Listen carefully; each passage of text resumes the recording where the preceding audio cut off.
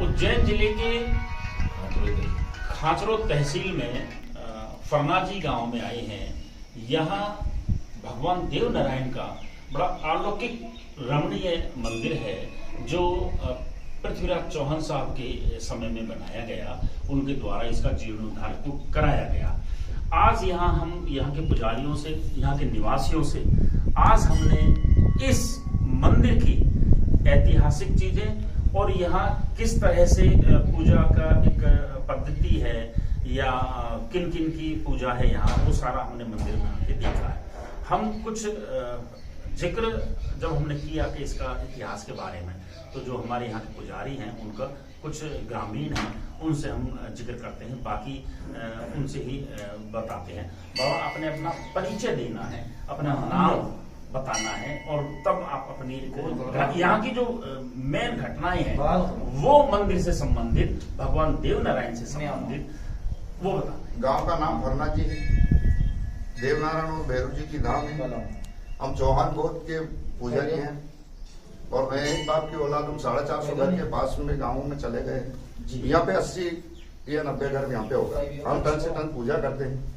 भगवान देव नारायण की यहाँ पे माता साड़ू को वचन दे के गए थे वो कि जब तक चांद सूरज रहेगा तब तक मैं एक पैर के लिए यहाँ पे आऊंगा। पूरे 24 घंटे में एक टाइम पे आता है।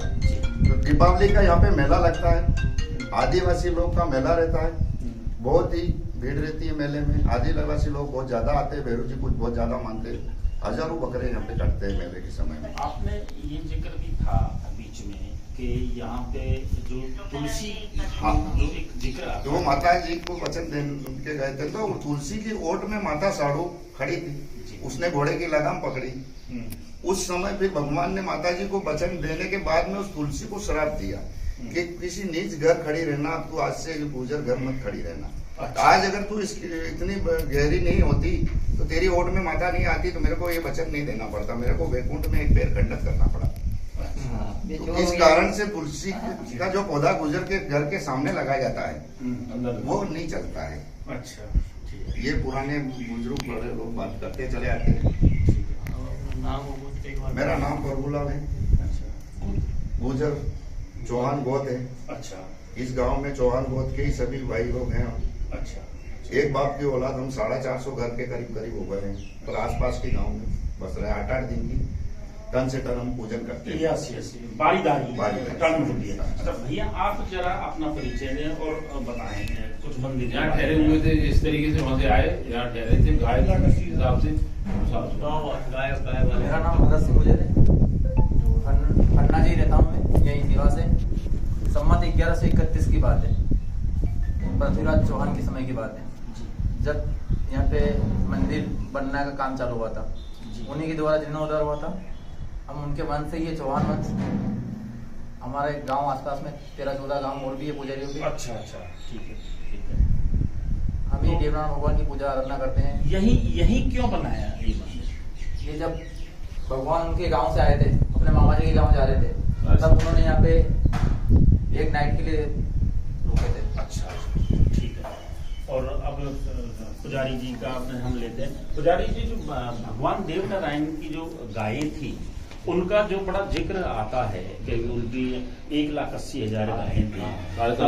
उनके जो नाना थे उनके भी इतनी ही गायें। सर ये बात तो ठीक है, आप जो कह रहे हैं जी। मैं आपसे एक निवेदन करूं कि अपन गुजर लोग दिवाली मनाते हैं। क्या मनाते हैं? दिवाली मनाते हैं अपन।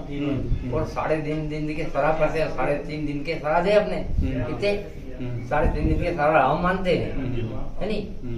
14 सोमवार और आधा दिन पड़वे का, है नहीं भगवान? जो पड़वे का अपन दंडवत करते हैं घर घर जाके, है नहीं? अभी आप जिक्र कर लेंगे, लेकिन ये जो वीडियो है यहाँ उसका एक ऐतिहासिक मंदिर के इतिहास के बारे में ये तो बता रहे मैं। अच्छा, मैं आपको ये बता रहा हूँ, आप मेरी बात पे यकीन कीजिए। यहाँ भगवान देव नारायण आते थे, जब वहाँ से आए तो यहाँ मुकाम दिया। कहाँ से? उज्जैन से आती टाइम। उज्जैन से आते थे? आती टाइम मुकाम दिया, जाती टाइम नहीं दिया था। अच्छा, तो यहाँ दिवाली का टाइम आ गया था साहब। अच्छा, दिवाली का धन उस दिन आए। हाँ, तो यहाँ भगवान ने कहा माता जी से कि माता जी अपना त्योहार आ गया दिवाली का, अपने पास गाँव जानवर भी है, ग्वाल बाल भी है। तो यहाँ भगवान ने कहा ठीक है, अपने यहाँ 3 दिन दिवाली करो। या भगवान 3.5 दिन तक रुके। यहाँ ठहराव रहा। हाँ। अच्छा। पास में मोरदा गांव है, मोरदा में एक नदी है, एक चमन नदी है। वहाँ भगवान ने दिवाली के दिन अपने गाय के वो उससे नहीं गौ माता को सिंह रखते हैं, शेड़ा मारते हैं, है नी करते हैं। वो नदी में पानी पिलाया, वहाँ गोवाल बाल ने सबने गाय को नहलाई। फिर भगवान ने उन गोवाल को एक मोर सोने की दी। क्या दिया सर? अच्छा।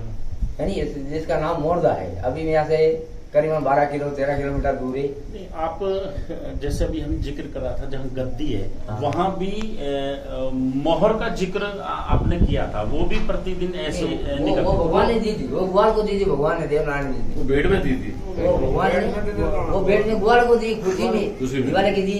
नहीं, हमें तो पता है, दुनिया को बताना है। आप दुनिया को बताइए। ये वीडियो जो है उसी के लिए बन रही है। तो ये बता मिलती थी कैसे आती थी वो ये यहाँ पे जो गादी के नीचे मिलती थी वो कैसे वो पुजारी को मिलती थी। वो जो पुजारी यानी खास या सर अभी वो धरोहर आपको दर्शन दे रही है। धरोहर जो है ना, आप लोग देखो, ये हिरण से बनी हुई धरोहर है पुरानी। एक ही पुजारी का मकान था। हाँ, देखा हमने पुजारी का मकान जी। वो एक पुजारी था, है नी। उसको दन हो गई एक मोर सोने की इस धुपिये के नीचे। क्योंकि पहला पब्लिक कहाँ थी, सेवा पूजा में अर्चन आती थी, घी तेल भी नहीं मिलता था जी। ये अभी 5 तेल की दीपक अखंड है, ये घी का है नी। तो यात्री लोग तो कम आते थे यहाँ, इसलिए भगवान ने रोज पुजारी को जल सुबह 4 बजे तक धुपिये के नीचे से एक मोर देते थे। एक मोर पुजारी को मिलती थी।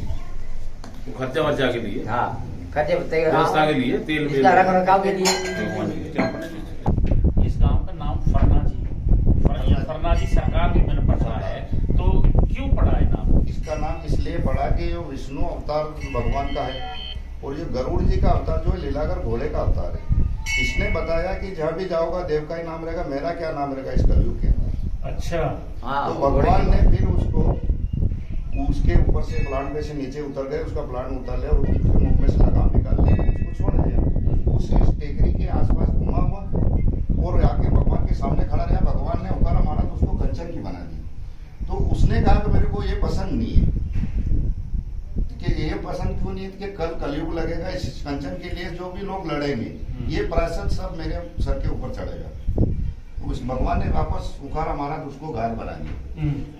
फिर उसने फरका करा, फरका के हमसे फरना जी गांव का नाम पड़ा, तभी पढ़ा है। तब पड़ा। ये घोड़े का नाम है लीलागर का। फरका करा उसने फरना, ये जी तो फिर बाद में लगा दी, तो खाली फरना है यहाँ। अच्छा भैया, मैं आपसे पूछूंगी, कितनी आपकी चौहान की कितनी जनसंख्या होगी इधर? चौहान गोत्र की? चौहान गोत्र का सारे गांव में चौहान गुजर गोत्र है चौहान का। इस तरफ कितनी जनसंख्या होगी आपको अंदाजा है कुछ? 13 गांव आपने बताइए। लगभग हमारे 300 परिवार है। अच्छा, 300 परिवार अभी यहाँ बचे हैं। यहाँ गांव में तो 70 परिवार ही है। वो तो नहीं, सब गाँव में 300 परिवार। आसपास के टोटल में आसपास में हाँ। 300 के आसपास। हाँ। ये और ज्यादा भी हो सकते हैं सर। तो ये तो हमारे परिवार के बता रहे, एक बाप की औलाद है 300 साढ़े 300 अच्छा। चौहान 4 तरह के हैं। आई जी का फोन चौहान- समझ गया, मैं समझ गया।